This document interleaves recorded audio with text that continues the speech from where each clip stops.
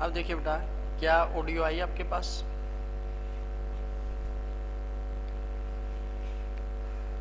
फटाफट से कमेंट करके बताइए बेटा, ऑडियो आई या नहीं, अच्छे से आई या नहीं, साफ आ रही है नहीं आवाज़, एक बार ये बता दें। जैसा कि हमारा चला हुआ भाई 10 यूनिट्स 10 डेज 10 लेक्चर्स, तो आज जो है हम सेकंड जो यूनिट हमारे सिलेबस की वो करेंगे। उसके जो इम्पोर्टेंट क्वेश्चंस आते हैं एग्ज़ाम के अंदर उसकी हम बात करेंगे। तो जो यूनिट इसके अंदर हम आज लेंगे नेक्स्ट है हमारी इलेक्ट्रो केमिस्ट्री। कौन सी यूनिट है हमारी? Electro chemistry. जैसा कि आप सभी के कमेंट्स आ रहे हैं कि सर अब ऑडियो और वीडियो क्लियर है, तो चलिए आज हम स्टार्ट करते हैं। जैसा कि हम पहले आपको 5 इम्पोर्टेंट क्वेश्चन बता रहे हैं कि वो 5 तो ज़रूर से भी ज़रूर करने हैं आपको, ठीक है। उसके बाद जो है 5 ऑप्शनल क्वेश्चन।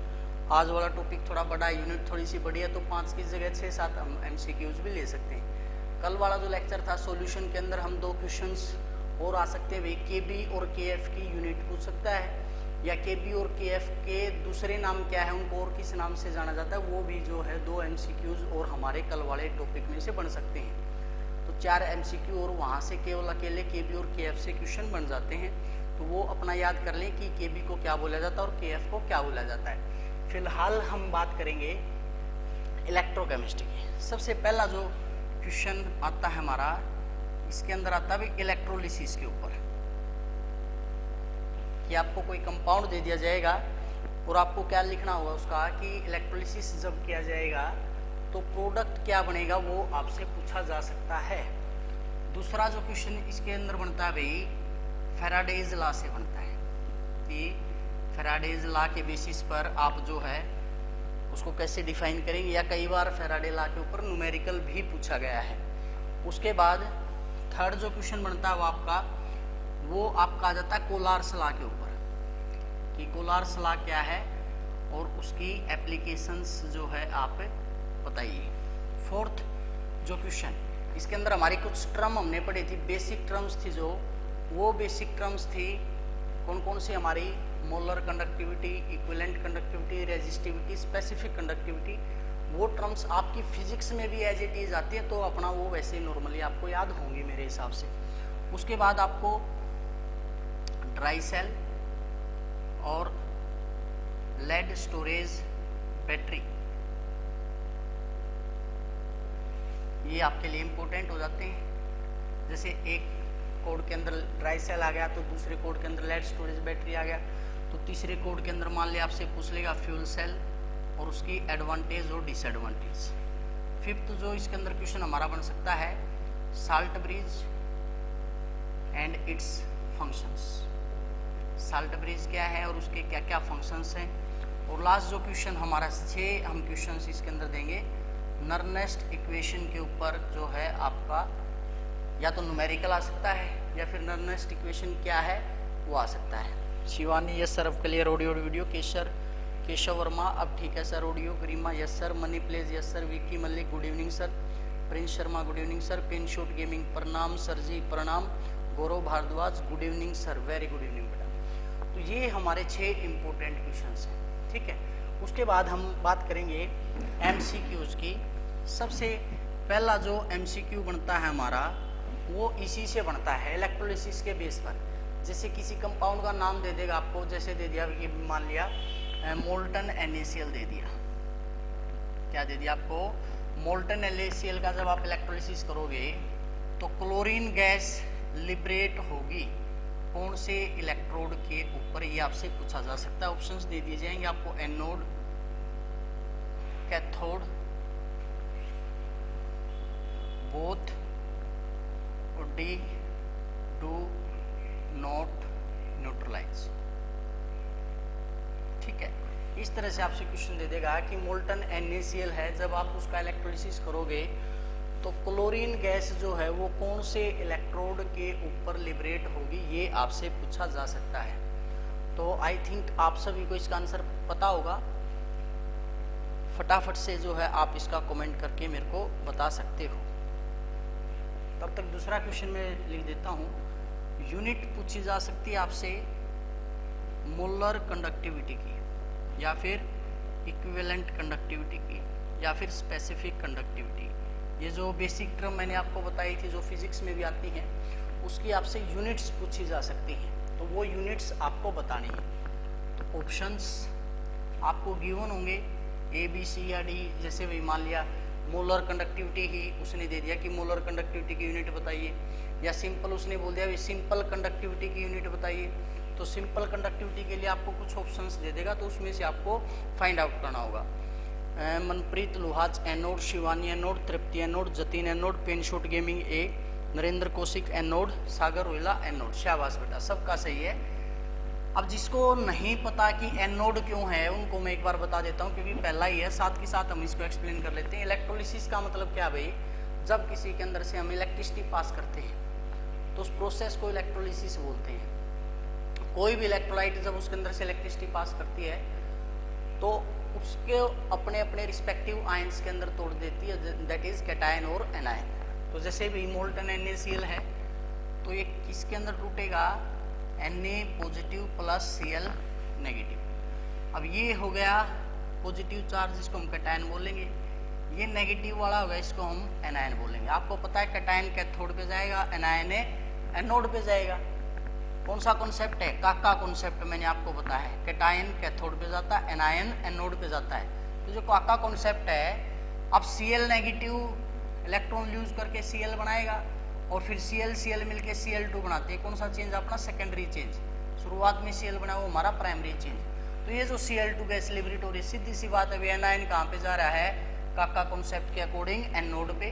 तो क्लोरीन हमारा कहाँ पर लिबरेट होगा, एनोड के ऊपर। ठीक है, इसके बाद इसी क्वेश्चन को थोड़ा सा घुमा के इसके सामने मोल्टन की जगह एक वर्ड डाल दे, एक्वस। क्या डाल देगा, एक्वस। एक्वस का मतलब क्या है, अब हमारे जल जी भी आ गए हैं। आपको पता है जल जी किसके अंदर टूटते हैं, H2 किसके अंदर टूटा है, H positive plus OHA negative. तो NaCl किस में टूटा, Na positive plus Cl negative. अब इसके अंदर से बहुत क्वेश्चन बन सकते हैं, कम से कम 3 से 4 अलग अलग टाइप के क्वेश्चंस इसके अंदर बन सकते हैं। पहला आपसे पूछ लिया कैथोड पे कौन लिबरेट होगा, हाइड्रोजन, सोडियम, OH और Cl। तो उसके लिए आपको पता होना चाहिए कि डिस्चार्ज पोटेंशियल।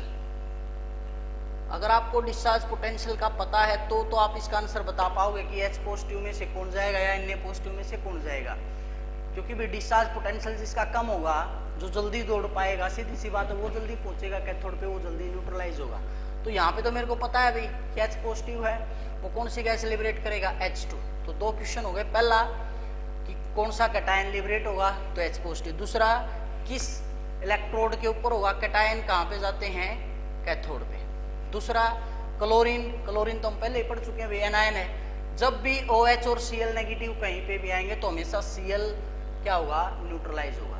तो इस क्लोरीन गैस कहाँ पे निकलेगी, एनोड पे। तीसरा ये भी पूछ सकता है कौन सा ऐसा आयन है जो ना कैथोड पे लिबरेट होगा ना एनोड पे लिबरेट होगा, तो that is our hydroxide ion. इसी से आगे क्वेश्चन बढ़ा सकता है कि जो रिजल्टिंग सॉल्यूशन होगा इसका वो एसिडिक होगा, बेसिक होगा, न्यूट्रल होगा, या इनमें से कोई नहीं होगा। तो सीधी सी बात है, सॉल्यूशन में हमारे कौन बचे हुए हैं, OH नेगेटिव। तो ये जो सॉल्यूशन, रिस्पेक्टिव जो सॉल्यूशन होगा, ये न्यूट्रलाइज होकर H2 निकाल देगा, ये न्यूट्रलाइज होकर के क्लोरीन निकाल देगा। तो क्या बचा, Na और OH। OH क्या है, बेसिक है। और कौन बचेगा, अगर पूछ ले कैटायन कौन सा बचेगा सॉल्यूशन के अंदर, कौन सा बचेगा, Na पॉजिटिव। तो बेसिकली एक ही क्वेश्चन के अंदर से 5 टाइप से आपसे क्वेश्चन पूछा जा सकता है।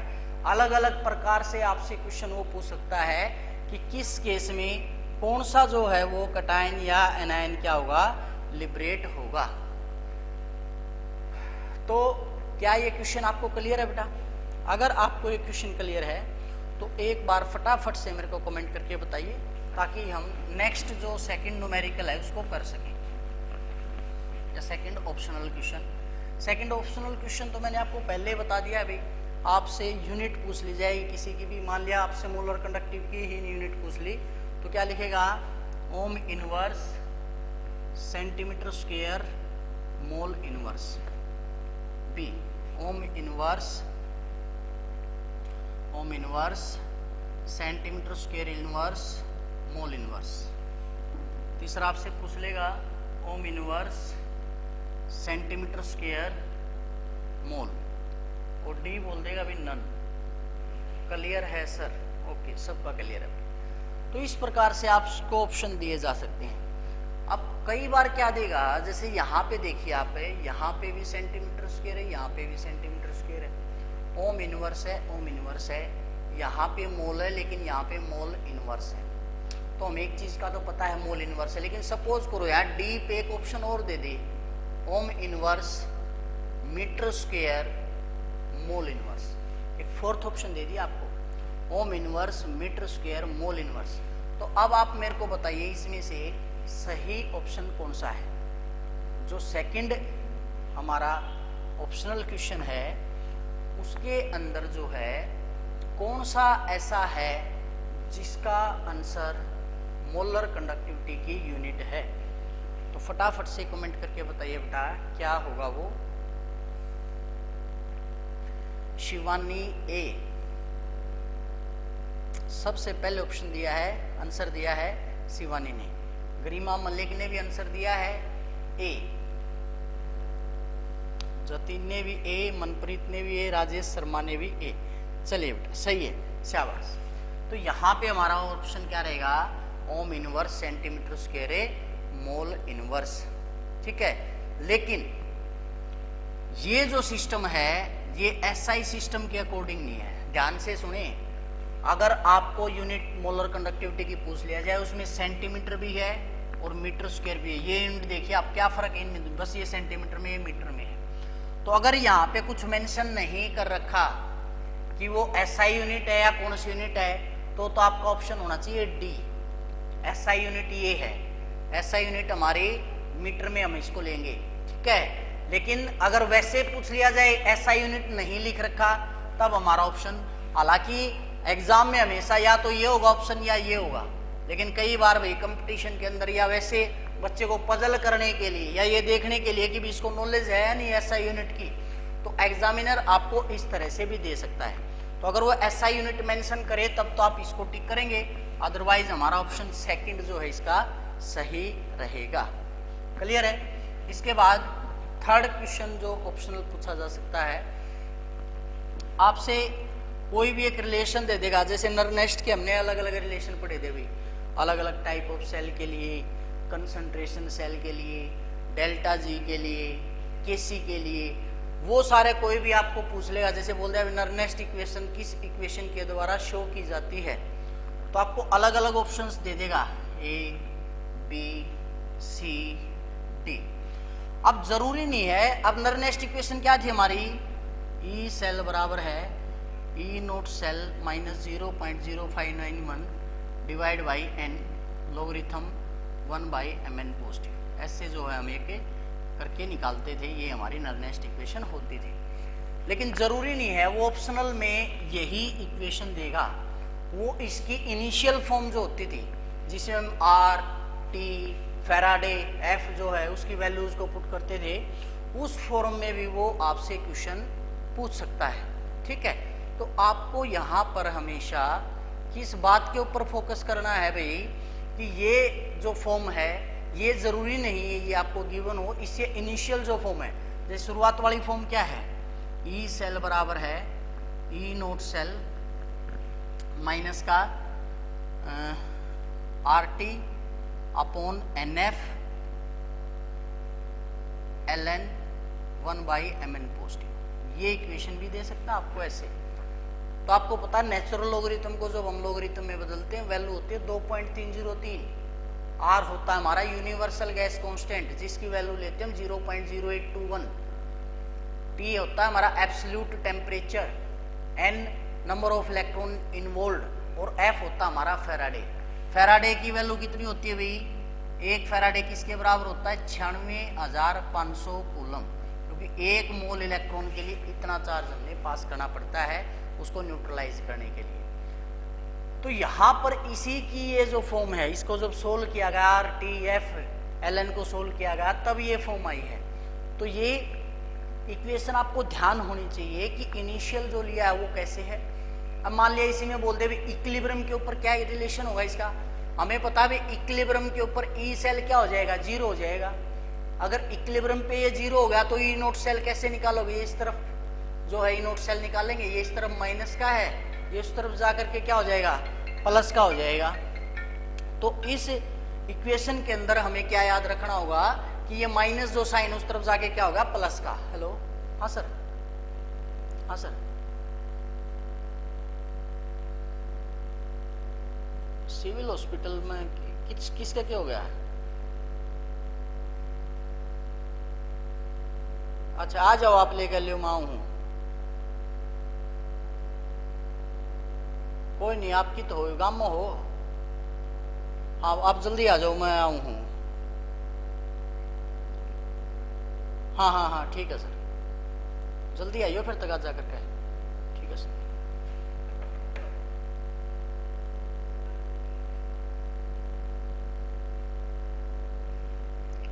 तो इस प्रकार से हमने बेटा ये चीजें आपस में पता होनी चाहिए कि एक दूसरे से ये कैसे लिंक है। ठीक है, कई बार जो क्वेश्चन पूछा गया है ये ऐसे भी पूछ लिया जाता है भाई कि कोई भी रिएक्शन दे देगा आपको, ठीक है, जैसे कि भाई जिंक से गया है जिंक 2 पॉजिटिव और साथ में क्या है 2 इलेक्ट्रॉन लूज कर दिए, तो आपसे पूछ लिया बताइए कौन सी रिएक्शन है, ये रिडॉक्स रिएक्शन है, ऑक्सीडेशन है, रिडक्शन है, डिस्प्रोपोर्शनेशन है। इस प्रकार से आपको ऑप्शंस दे देगा ये। तो आपको क्या पता होना चाहिए यहाँ पर, सीधी सी बात है भाई जिंक जो है वो 0 से कितना गया, +2 गया है, तो सीधी सी बात है भाई ये क्या होना चाहिए, ऑक्सीडेशन प्रोसेस। इसका उलट अगर कोई दे दे भी जैसे कॉपर 2 पॉजिटिव है, 2 इलेक्ट्रॉन लेकर के क्या बनाएगा, कॉपर, तो ये क्या होगा इसका रिडक्शन। इन दोनों इक्वेशन को कंबाइन करके दे दे, Zn प्लस Cu2 पॉजिटिव बना रहा है Zn2 पॉजिटिव प्लस Cu, तो ये किसका एग्जाम्पल हो गया, रेडॉक्स रिएक्शन का। तो जब आप ट्यूटर के अंदर ऑप्शनल क्वेश्चन पढ़ते हो, मान लिया वहां पे आपको ये एक टाइप दी गई है, तो आपने ये सोचना है उसके लिए कि भाई ये अगर ऐसे दी है, इसकी रिवर्स दी हो तो क्या होगी, दोनों को कंबाइन कर दिया जाए तो क्या होगा। कोई ऐसी रिएक्शन दे दे जैसे आपको मैं यहाँ लिख देता हूँ, H2O2 टूटता है H2O प्लस O2 में, यहाँ पर जो ऑक्सीजन है इसके ऊपर चार्ज है भाई -1, यहाँ ऑक्सीजन के ऊपर है -2 और यहाँ पे ऑक्सीजन पे चार्ज है 0, और ये आपसे पूछ लिया जाए ये कौन सी रिएक्शन है, तो यहाँ पर आप इसको रेडॉक्स तो बोल सकते हो, लेकिन रेडॉक्स की ये कौन सी टाइप है ये उसमें आ जाएगा। तो यहाँ पर ऑक्सीजन -1 था, -1 से क्या गया -2, मतलब क्या हुआ है रिडक्शन। -1 से क्या गया 0, प्लस में गया है। अरे भाई सीधी सी बात है, -1 था, -1 से -2 गया, 1 घट गया, तो गेन कराया इलेक्ट्रॉन यानी रिडक्शन। यहाँ पे -1 से 0 गया, बढ़ गया, यानी क्या हुआ ऑक्सीडेशन। तो रिडक्शन भी हो रहा है, ऑक्सीडेशन भी हो रहा है, लेकिन सेम एलिमेंट का हो रहा है। देखो यहाँ पे रिडक्शन और ऑक्सीडेशन जो था वो अलग अलग एलिमेंट का था, लेकिन यहाँ पर ऑक्सीडेशन और रिडक्शन सेम एलिमेंट का हो रहा है। तो इस तरह की रिएक्शन को क्या बोलेंगे आप, डिस्प्रोपोर्शनेशन रिएक्शन। क्या बोलेंगे इसको, डिस्प्रोपोर्शनेशन रिएक्शन। क्लियर है। तो इस प्रकार से जो है रिएक्शन आप कर सकते हो। तो उसकी टाइप जो है आपको +1 में पढ़ी थी हमने, ये type substitution, addition, condensation, displacement और डिस्प्रोपोर्शनेशन। तो ये चीजें आपको पता होनी चाहिए। ठीक है। इसके बाद आपसे पूछा जा सकता है, ये काफी कॉमन क्वेश्चन रहा था, आज से 4-5 साल पहले तक ये क्वेश्चन पूछा गया था, हालांकि रिसेंट में तो ये पूछा नहीं गया है, लगभग 2015 के अंदर ये क्वेश्चन पूछा गया था कि जो रस्ट है, रस्ट समझते हो ना आप, जो जंग होता है, रस्ट इज एन एग्जाम्पल या formula of rust is, rust किसका मिक्सचर है, rust is a mixture of, तो किस किस का मिक्सचर है, इसके लिए आपको अलग अलग ऑप्शंस दे दिए जाएंगे, FeO एंड FeOH ट्वाइस और FeO इंटू XH2।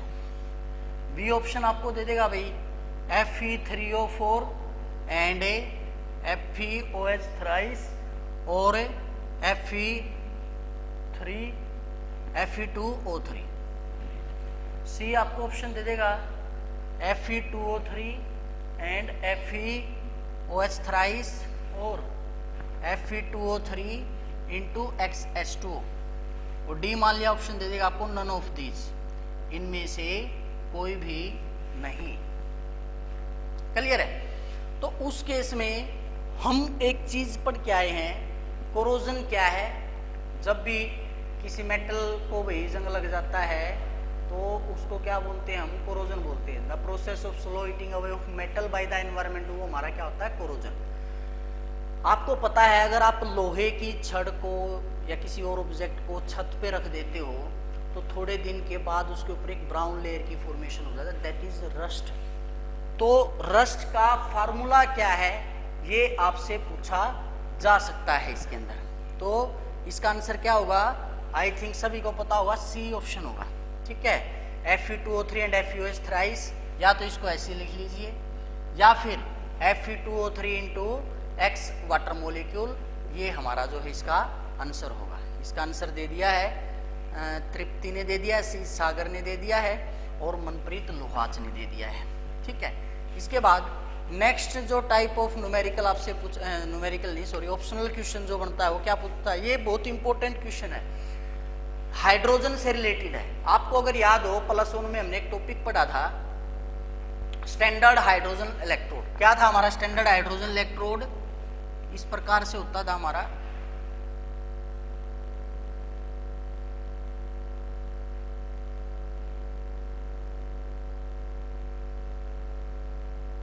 इस प्रकार से होता था। यहां से हम H2 गैस डालते थे, इसकी जो कंसंट्रेशन होती थी 1 मोलर होती थी, 1 मोलर HCl,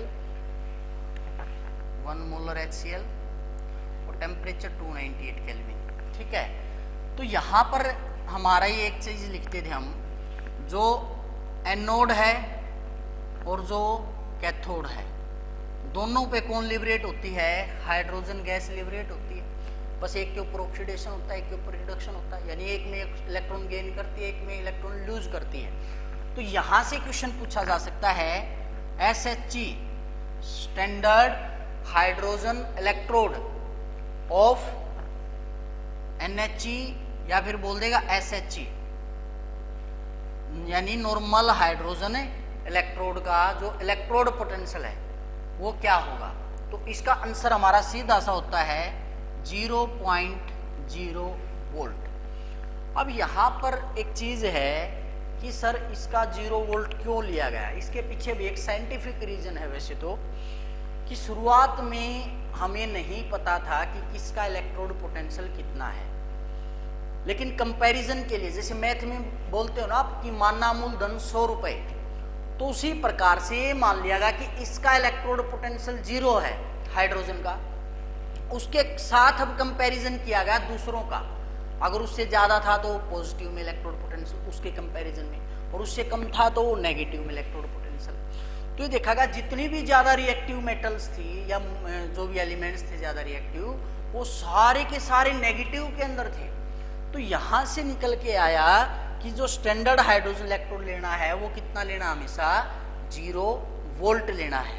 क्लियर है, और कुछ हम इसके अंदर कंसिडर नहीं करेंगे। ठीक है, तो ये हो गए आपके ऑप्शनल क्वेश्चन। इसके बाद आ जाता है हमारा फैराडेज लॉ।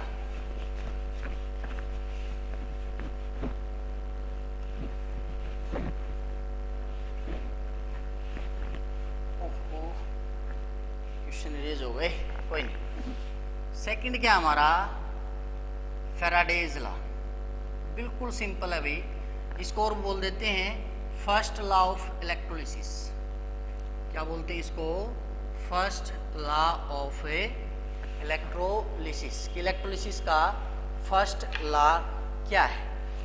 अगर बात की जाए फर्स्ट लॉ ऑफ इलेक्ट्रोलिसिस की, तो पहले एक बार समझ लेते हैं इसकी जरूरत ही क्यों पड़ी। तो क्या था भाई, जैसे कोई भी इलेक्ट्रोड जिसके अंदर से जब हम इलेक्ट्रिसिटी पास करते, तो ये तो बता गया भाई इलेक्ट्रोलिसिस जो प्रोसेस है वो हम करते हैं, इसके अंदर कैटायन कैथोड पे जाता है, एनायन एनोड पे जाता है।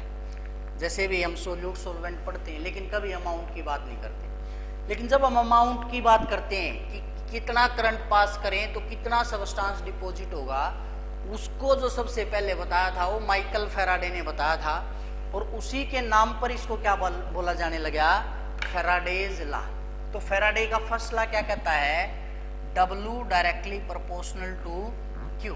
मतलब W क्या है हमारा, amount of substance deposited, directly proportional Q क्या हमारा, क्वांटिटी ऑफ इलेक्ट्रिसिटी पास।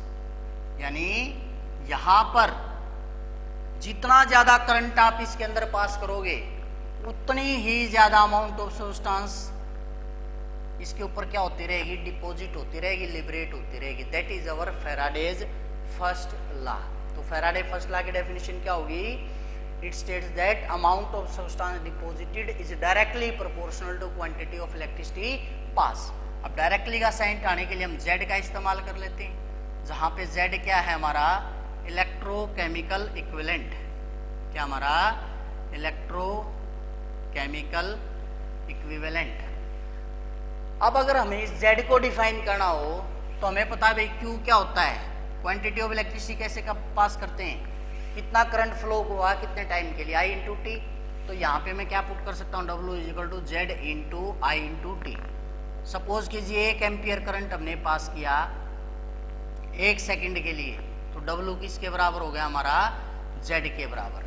तो यहाँ से हम Z को डिफाइन कर सकते हैं कि Z वो अमाउंट ऑफ सब्सटेंस है जो डिपॉजिट होता है कब, जब 1 एम्पियर करंट पास किया जाता है कितने टाइम के लिए, 1 सेकंड के लिए।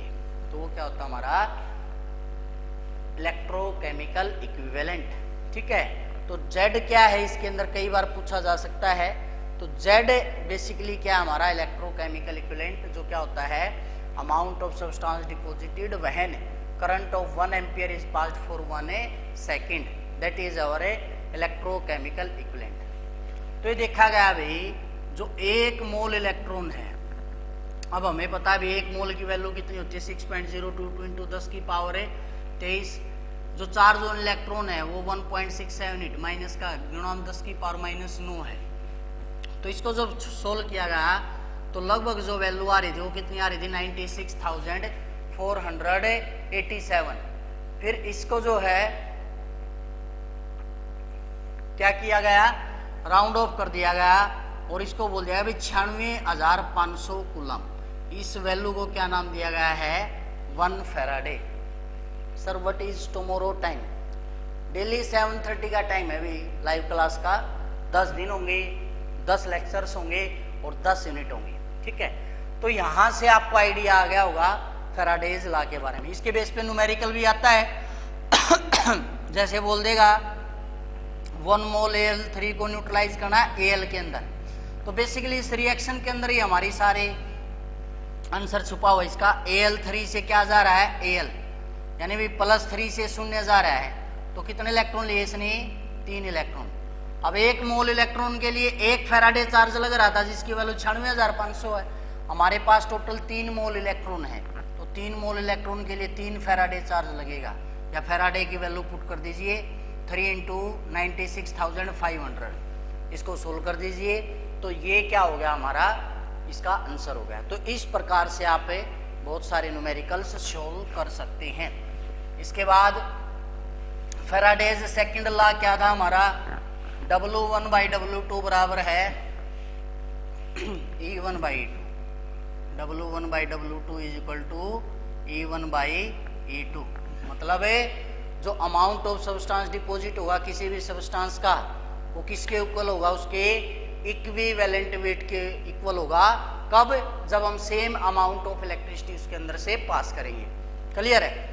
तो इसके बाद थर्ड जो आता है हमारा, वो आता है कोलार्स लॉ। क्या आता है भाई, कोलार्स लॉ। 1 सेकंड रुक जाइए भाई, मैं थोड़ी इंक डाल लेता हूँ इसके अंदर तब तक और बताइए बेटा, स्टडीज कैसी चल रही है, पार्टी की तैयारी कैसी चल रही है। आई थिंक सॉन्ग वोंग तो सिलेक्ट कर लिए होगे सब ने, है ना। तो थर्सडे की पार्टी है अभी हमारी, सभी बच्चों ने बहुत अच्छी तैयारी कर ली होगी या कर रहे होंगे। ठीक है, होगी तैयारी बेटा, किसी का जवाब नहीं आया, इसका मतलब कोई तैयारी नहीं है।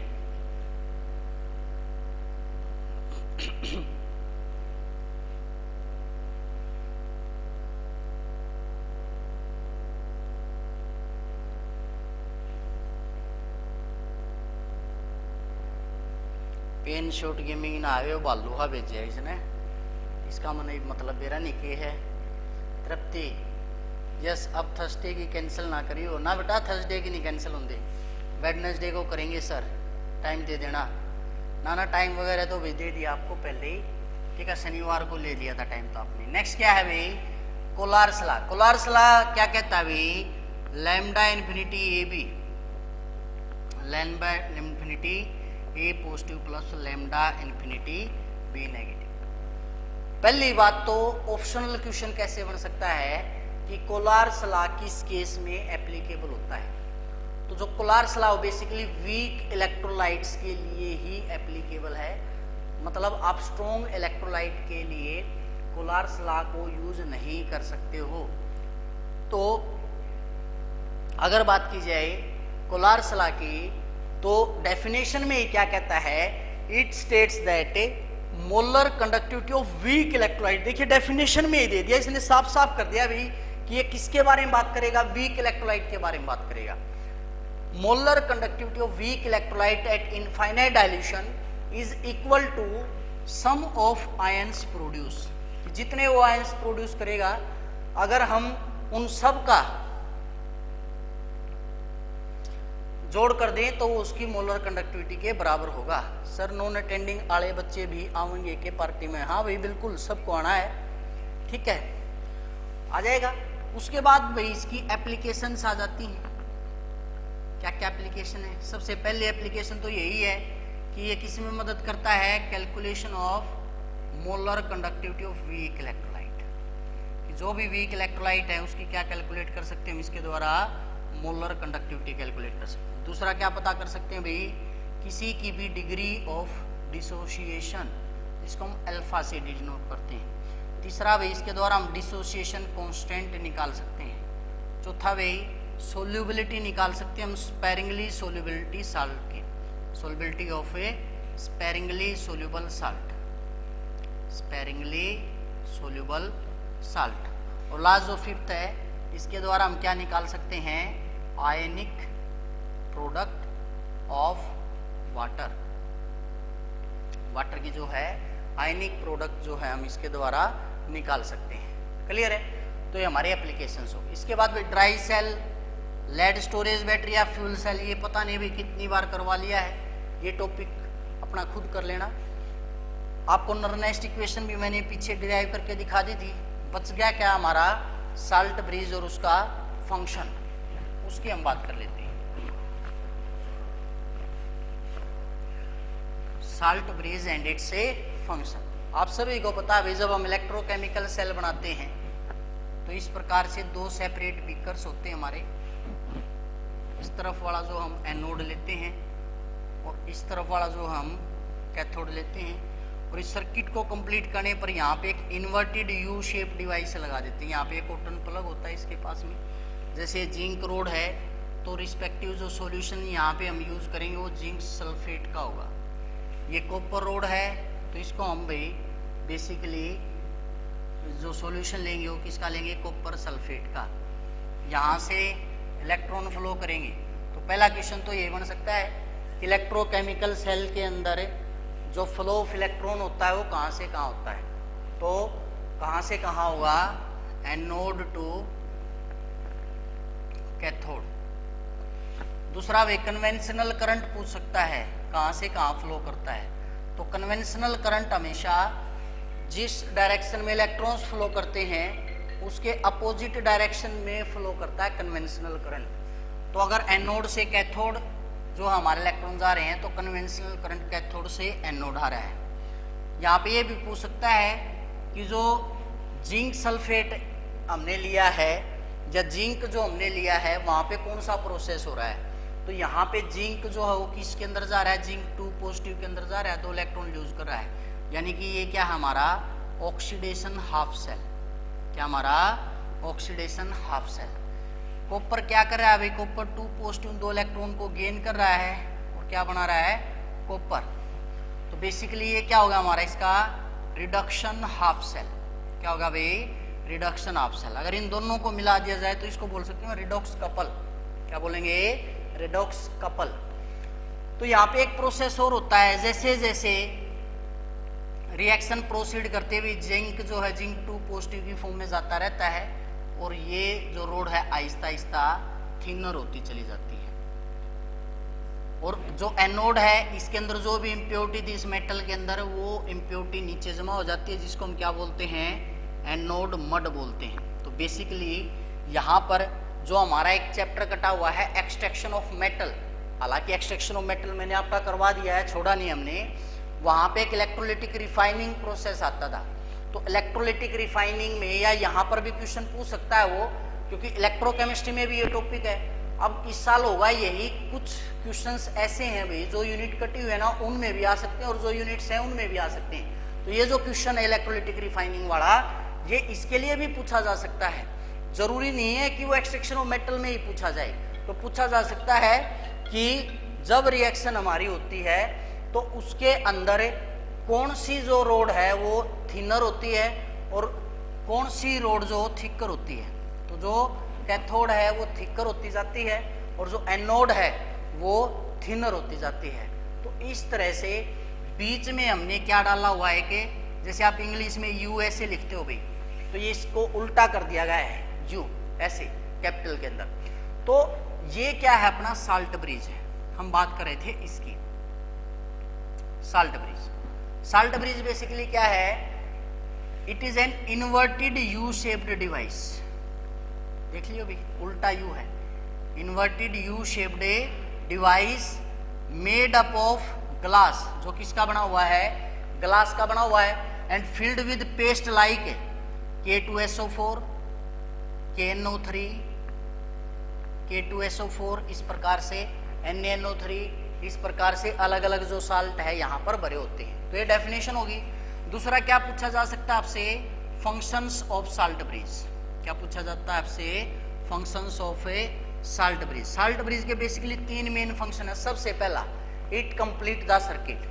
यहाँ पे क्वेश्चन ऐसे बनता है कि अगर इलेक्ट्रोकेमिकल सेल के अंदर से साल्ट ब्रिज को निकाल लिया जाए तो क्या होगा, तो क्या होगा भाई, इलेक्ट्रॉन लगातार यहाँ पर होते रहेंगे, नेगेटिव चार्ज बहुत ज्यादा हो जाएगा, यहाँ पे कैटायन बहुत ज्यादा लिबरेट होते रहेंगे, तो यहाँ पे बहुत ज्यादा पॉजिटिव चार्ज हो जाएगा। तो थोड़ी देर बाद जो करंट है वो फ्लो करना क्या कर देगा, स्टॉप कर देगा। तो उसको कंप्लीट जो करता है सर्किट को, कौन करता है, साल्ट ब्रिज। तो पहला इसका क्या होगा, इट कंप्लीट्स द सर्किट। क्या करता है भाई, सर्किट को कंप्लीट करता है। दूसरा, जैसा कि मैंने बताया यहाँ पे बहुत ज्यादा पॉजिटिव आयन हो जाएंगे, यहाँ पे हमारा नेगेटिव हो जाएगा, तो उस इलेक्ट्रिकल न्यूट्रलिटी को मेंटेन करता है। It maintains the electrical neutrality of solution. तो उसकी क्या बनाया लगता है, ये इलेक्ट्रिकल न्यूट्रलिटी को। तीसरा सबसे important, it allows movement of ion. जैसे भी इस तरफ एनायन ज्यादा हो गए तो एनायन को यहाँ से भेज दे, इस तरफ कैटायन ज्यादा हो गए तो उसको यहाँ से भेज देगा। तो it allows movement of ions without mixing the 2 solution, कि हमने उन 2 सॉल्यूशन को मिक्स करने की जरूरत नहीं है, मिक्स किए बगैर ही उन जो आयन्स को है वो एक सॉल्यूशन से दूसरे सॉल्यूशन में मूव करने के लिए अलाउ करता है। क्लियर है। तो ये थी भैया हमारी यूनिट कौन सी, इलेक्ट्रोकेमिस्ट्री। ठीक है, 1-2 क्वेश्चन और कर लेते हैं जो मेरे हिसाब से और इम्पोर्टेंट हो सकता है थोड़ा सा। जैसे पूछ सकता है, what is the effect of dilution, effect of A dilution on conductivity of electrolyte.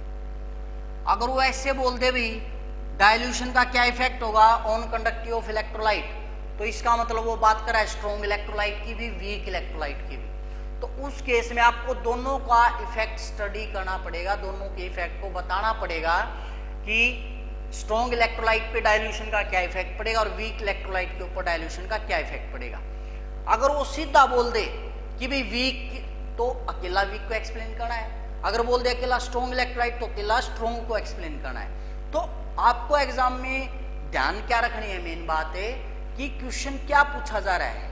Examiner को ये नहीं देखना कि आपको कितना आता है, एग्जामिनर क्या चाह रहा है कि जो पूछी गई बात है वो आप बता रहे हो या नहीं बता रहे हो, या उसको गोल गोल गोल गोल घुमा रहे हो।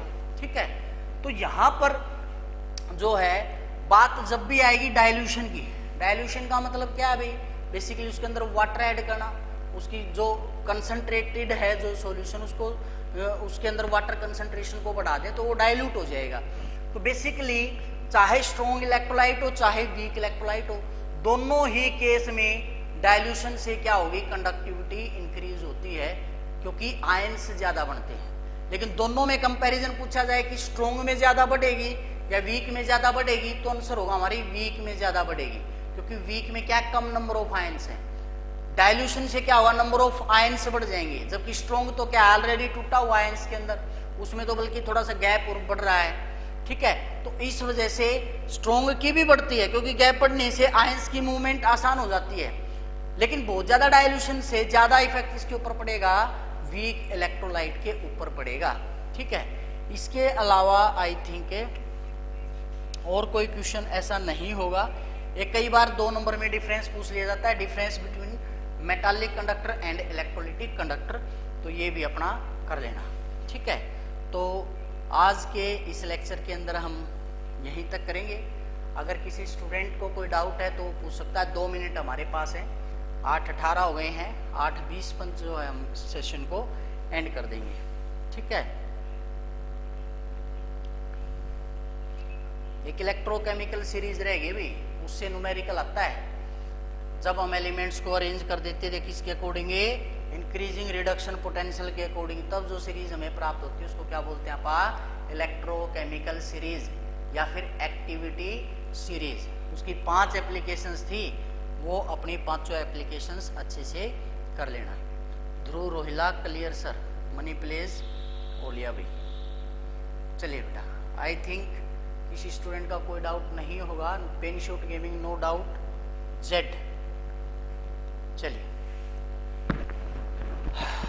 और कोई स्टूडेंट अगर किसी को कोई डाउट है तो वो बता सकता है, नहीं तो फिर आज का जो सेशन है वो हम यहीं पर समाप्त करते हैं।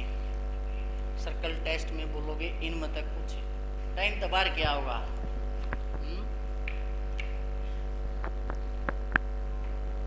और कोई भी, pen shot gaming no doubt sir, तृप्ति,